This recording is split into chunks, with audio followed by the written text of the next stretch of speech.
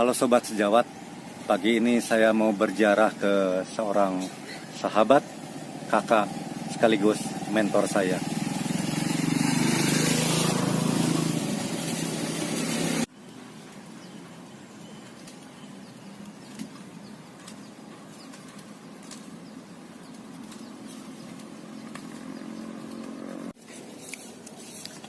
Almarhum adalah Heru Siswanto, yang lebih kita kenal sebagai Sis NS.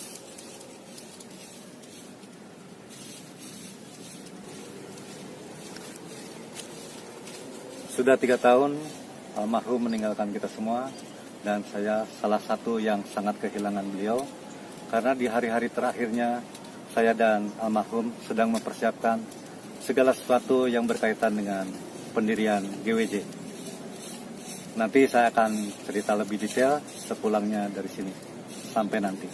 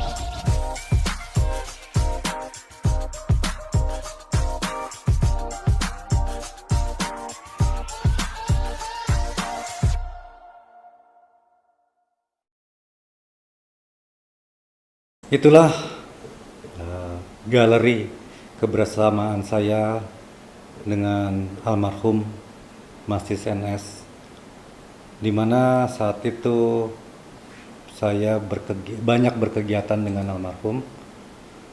Jadi sebetulnya saya bukan teman nongkrong, teman ngopi, bukan sebetulnya. Kalau misalnya mau ngopi, mau nongkrong, sebetulnya mendiang Sis itu bisa ngajak siapapun gitu. Banyak temennya, sahabatnya banyak untuk diajak ngobrol, nongkrong di mana.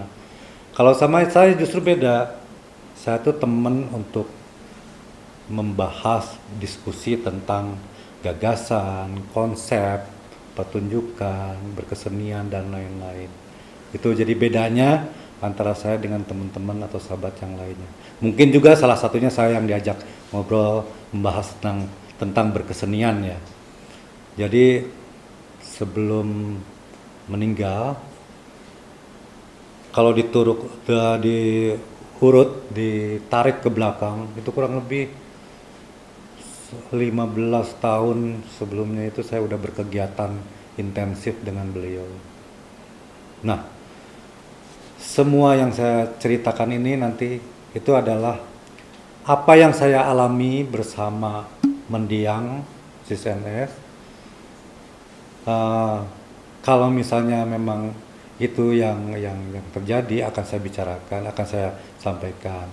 Jadi di luar sana kalau misalnya nanti ada yang menganggap bukan seperti itu, tapi ini versi saya, makanya saya alami langsung bersama beliau. Jadi saya akan urut ke belakang. Saya berkenalan dengan almarhum itu kurang lebih tahun 80 secara tidak sengaja di satu tempat, di mana saya tempat nongkrong saya di Jalan Ponorogo dulu. Disitulah saya tempat nongkrong. Kebetulan yang punya rumah itu adalah sepupu yang punya rumah itu adalah sahabat dari almarhum Sis NS dan almarhum Krisya. Jadi pada saat dua-duanya ini lagi ke Bandung, lagi bermain, mereka mampir ke tempat nongkrongnya saya itu. Jadi saya berkenalan di situ cuma sepintas saja sebetulnya, belum terjadi apa-apa. Nah dari situ saya lama tidak ketemu lagi sampai saya pindah ke Jakarta tahun 85 kalau nggak salah. Tahun 85 saya pindah ke Jakarta. Di situ saya udah mulai berkegiatan, saya udah mulai uh, berprofesi sebagai koreografer, saya punya sanggar. Lalu saya ketemu dengan Mbak Camelia Malik dan saya sering kerjasama untuk mendukung karya-karya beliau, baik itu single ataupun album. Saya banyak membantu, kurang lebih 5-7 tahun lah saya bersama Mbak Mia. Sampai akhirnya ketemu lagi dengan almarhum Sis NS karena mereka adalah circle-nya sama di situ. Kebetulan Mbak Mia itu rumahnya itu tempat nongkrong lah para artis-artis senior di situ dan berkegiatan ya baik yang Parvi ataupun yang GAN, gabungan artis Nusantara. Di situ kalau saya nggak salah pada saat ada di situ almarhum Sis NS ini menjadi ketua umumnya, terpilih menjadi ketua umum gabungan artis Nusantara.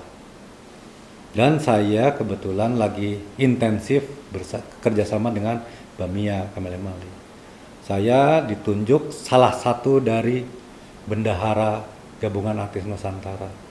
Jadi selain saya bendahara ngurusin soal duit, saya juga tetap menjadi kreator untuk beberapa konsep pertunjukan yang digelar sama gabungan artis Nusantara, baik itu koreografinya, saya bawa pasukan penarinya ataupun proses kreatifnya lah.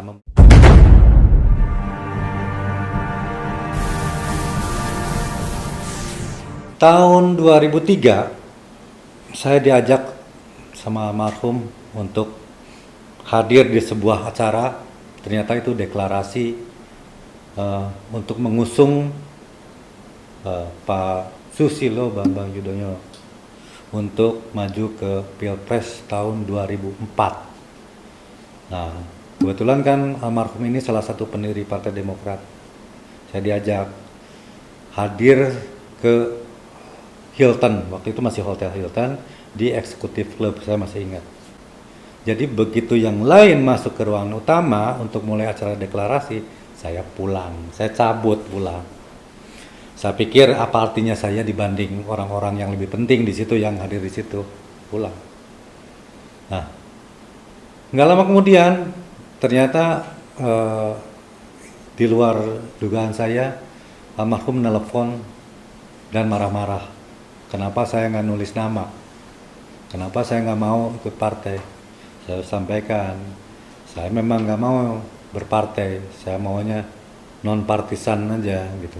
Jadi saya bisa bebas main sama siapapun lah, mau pakai warna apapun baju. Jadi saya sampaikan ke almarhum, saya nggak tertarik untuk masuk partai, silahkan aja, kita mendingan berteman aja. Jadi apapun warna bajunya saya akan tetap jadi teman gitu.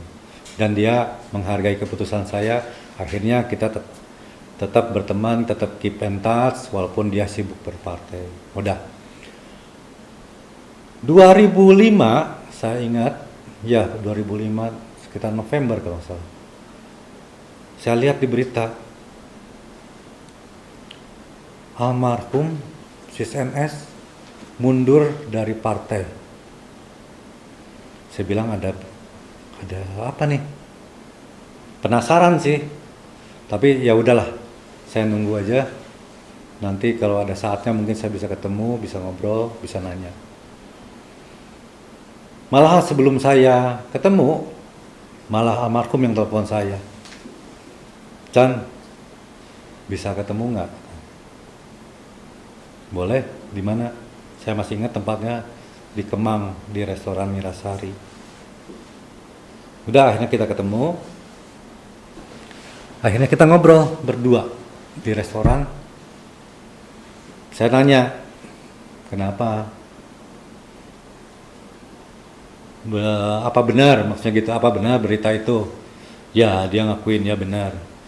Saya mundur kata dari partai. Alasannya bla bla bla bla bla, panjang lah, panjang alasannya. Eh, jadi akhirnya saya ngomong gini, itu yang saya khawatirin kalau berpartai, takutnya saya nggak siap. Karena saya terus terang aja saya bilang, saya nggak mau terikat sama satu partai atau organisasi apapun gitu. Karena saya maunya bebas, tetap berkesenian dengan leluasa tanpa ada ikatan apa-apa. Akhirnya dia menyetujui, iya benar Chan, apa yang lu bilang itu benar. Mendingan kita berkesenian aja, nggak punya kepentingan apa-apa terhadap siapapun, nggak punya beban. Itu lebih jujur kita mengekspresikan ide apa siapa kita, maunya kita, passionnya kita. Gitu. Jadi sebaiknya kita sekarang bekerja dan berkesenian aja. Jadi detik itu juga setelah kita ngobrol panjang di Mirasari itu, dia langsung nunjuk ke depan restoran itu ada ruko. Gimana kalau kita ambil ruko itu? Buat apa sih?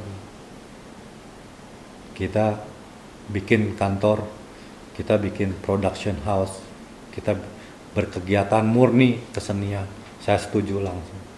Boleh kalau gitu, saya mau.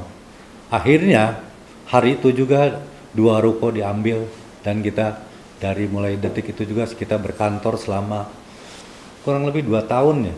2 tahun kita berkesenian lah di situ. Banyak acara yang kita garap, kita kerjasama dengan pihak-pihak lain, baik pemerintah, swasta, TV, terutama TVRI itu banyak sekali.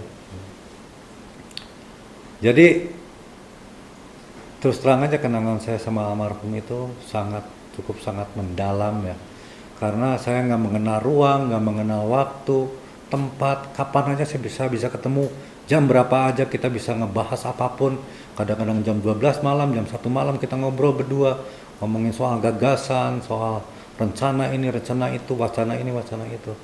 Jadi saya anggap itu keseruan-keseruan saya bersama almarhum.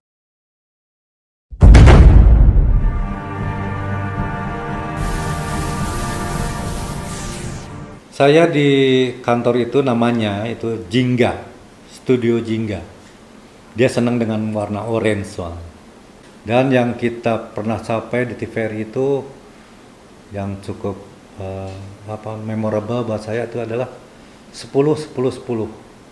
Itu adalah tayangan rekor muri, 10 jam live, 10 narasumber talk show, tokoh-tokoh besar, dan di 2010 itu 10 jam 10 tokoh 2010 itu tayangannya jam 10 kalau nggak salah, jam 10 pagi, jadi 11.10 lah pokoknya.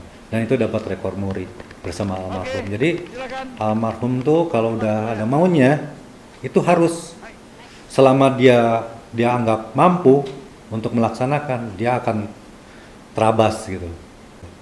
Nah, itu berlanjut lagi ke hal lain. Di luar itu saya pernah juga membuat satu drama musikal, kalau nggak salah judulnya memang judulnya mengkhawatirkan, mengerikan gitu. Saya bilang ini judul apa nggak terlalu membahayakan kita nih. Dia tapi senang dengan hal-hal yang nyenggol-nyenggol bahaya itu. Jadi karena itu gagasan dia, ya udahlah saya dukung aja. Cuma dia menantang saya, Chan, lu sanggup berapa lama membuat satu pertunjukan drama musikal? Kalau saya lihat atau ngambil referensi ya orang-orang atau teman-teman saya yang lain yang membuat drama musikal itu tidak kurang dari 6 bulan persiapannya. Saya bilang kalau yang lain 6 bulan, ya 5-6 bulan lah. Wah, kelamaan Chan.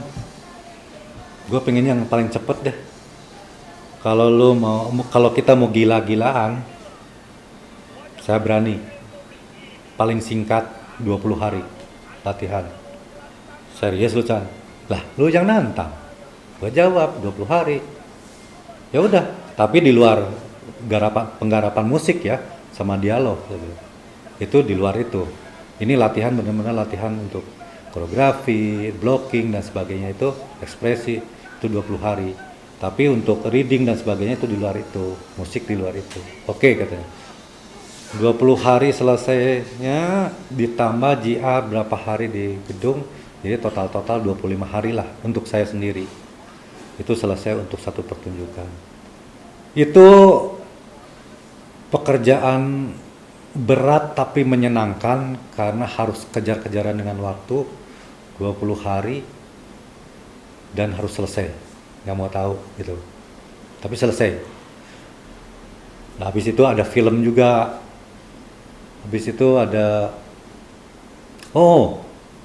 nanti saya akan tayangin juga, dan sebetulnya nggak di YouTube banyak. Itu yang salah satu yang golden momennya lagi sama almarhum itu, selain tadi yang saya omongin, adalah flash mob hip hip hura di Citos. Itu juga sebetulnya cukup dadakan, tapi saya senang ditantang. Sis nanya ke saya almarhum, di mana Chan? Lagi di sebuah restoran lah, saya ketemu orang, dia datang ke situ, ngobrol, Chan kita bikin flash mob di Citos. Mau berapa banyak? Saya bilang. Citos cukupnya berapa orang? Ya, saya bilang 300 sampai 400 orang lah. Ya udah, siapin segitu, oke. Terus maunya apa? Lagunya apa? Karena kita harus minta izin loh. Ini untuk kampanye. Kampanye gimana penciptanya kalau nggak ngizinin, ntar kita disu loh. Oke, ini Chan, lu cari lagu yang cocok. Akhirnya saya nyari pilihan lagu yang cocok. Akhirnya saya ketemu yang paling cocok adalah hip hip hura. Walaupun memang harus diganti liriknya sesuai dengan tujuan kampanye itu kan. Seperti apa koreografinya? Saya sendiri yang mikir harus gimana ya. Karena saya udah lama sebetulnya nggak menggarap koreografi, itu udah lama. Biasanya asisten saya semua. Tapi ini karena spesial event, spesial order, jadi saya garap sendiri. Seperti apa koreografinya, selesai jadi. Terus saya liatin ke almarhum, setuju. Akhirnya hari hanya di Citos. Gak nyangka ternyata Citos itu pecah. Kurang lebih 5-6 ribu orang tumpah ruah di situ, sampai saya dicolek sama pihak keamanan, tolong orang-orang yang di atas di lantai 2 jangan loncat-loncat, ini soalnya goyang. Waduh, saya langsung tegang gitu. Akhirnya kan di Citos ada jembatan di tengah-tengah, saya suruh kosongin itu, takut ambruk, takut patah. Dia kosongin, suruh mepet semuanya ke samping, dan nggak boleh loncat-loncat. Kalau mau loncat di bawah, bilang gitu. Akhirnya orang senang lihat-lihat pertunjukan itu, dan akhirnya itu hip hip hura itu kayak jadi merek dagang gitu. Dipesan sama pihak lain, sama tempat lain untuk dipertunjukkan di situ. Akhirnya kita pindah ke tempat itu. Malah Citos minta lagi, pindah lagi ke Citos lagi kedua kalinya, dan tetap aja pecah. Di FX pecah, Citos 2 kali pecah, beribu-ribu orang gitu. Sampai akhirnya terakhir di G Expo di lapangannya tengahnya. Itu begitu saya survei ke sana, waduh, ini lapangan segini besar, harus ngedatengin berapa banyak orang kapasitasnya nih. Begitu saya nanya, sekitar 50 sampai 60 ribu. Gila, buset, saya bilang. Ya, saya berdoa semoga nggak hujan, semoga orang berkenan untuk hadir gitu kan. Itu pas ulang tahun saya tuh, 11 Februari, saya adanya di belakang FOH, di belakang Miser.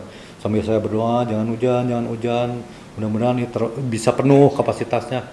Alhamdulillah, itu sebelum maghrib itu udah penuh semuanya. Nanti gambarnya bisa lihat di situ, nanti saya akan tayangin. Penuh semua, dan ya itu satu kepuasan lah buat kita sebagai kreator, kalau kita membuat sesuatu dan bikin orang happy dan penuh, dan orang pulang dengan senang hati, itu puas buat kita.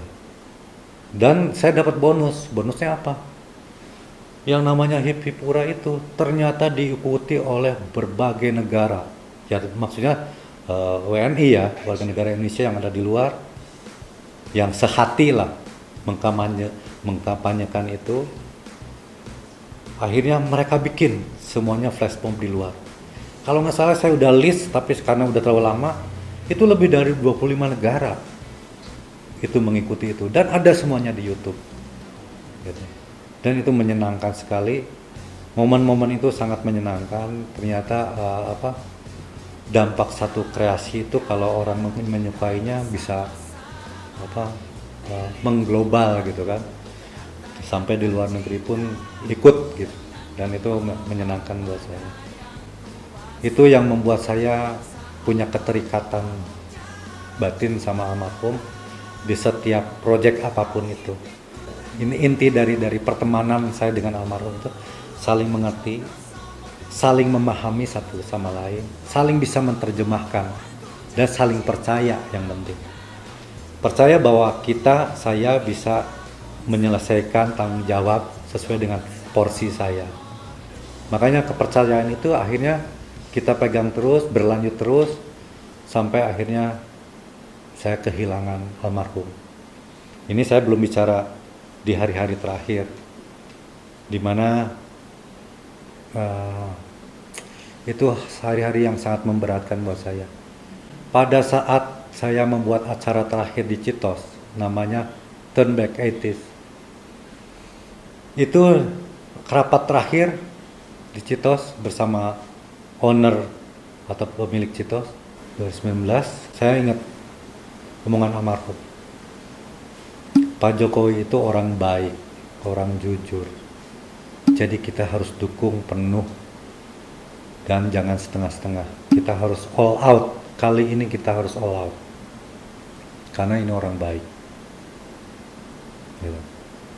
Kenapa dia sebut itu? Satu, dia punya kedekatan dengan Pak Jokowi. Kedua, nah ini yang orang belum tahu mungkin. Saya punya cerita. Pada saat anaknya almarhum Shanin yang paling besar itu mau nikah,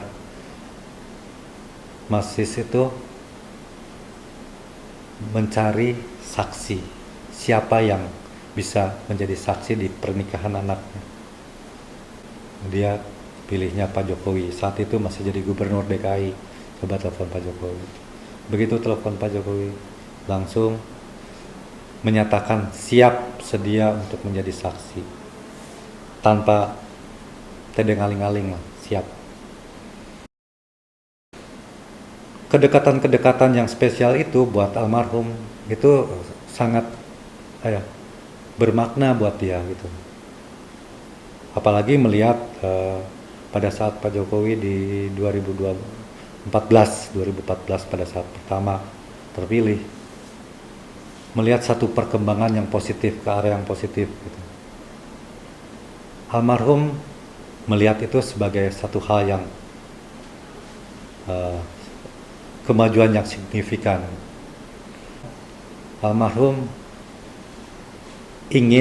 berkeinginan untuk secara resmi dia membentuk sebuah organisasi sebagai pendukung resmi Pak Jokowi di 2019. Di situ saya sama almarhum diminta untuk membuatkan program selama setahun. Apa aja yang bisa kita perbuat selama 1 tahun. Saya suruh bikin. Udah saya lagi nyusun program. Tiba-tiba beliau harus berangkat ke Solo untuk satu urusan. Dia ngomong dulu pamit. Chan, gue ke Solo dulu ya. Ntar pulang dari Solo kita ketemu, kita tuntasin nih. Oke, juga.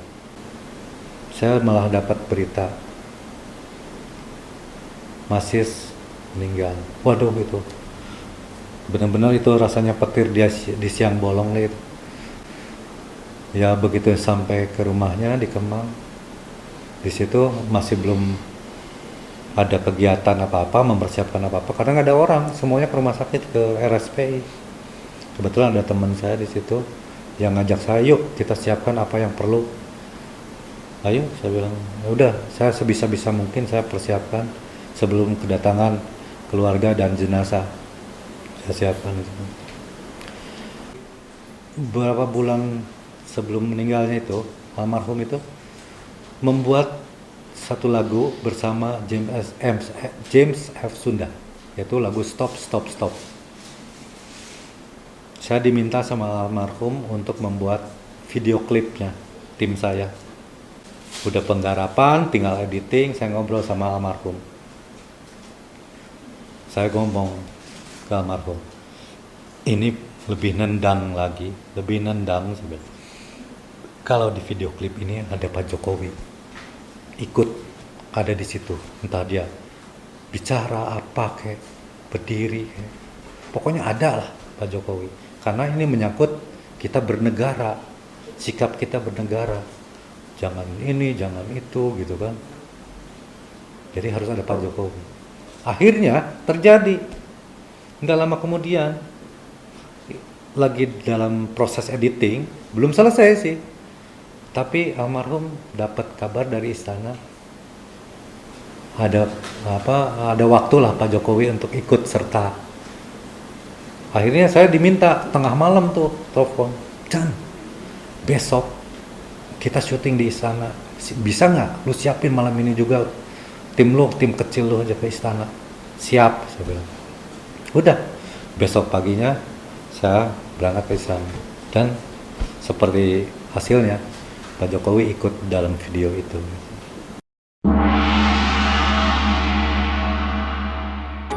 Insya Allah Indonesia berkah. Indonesia.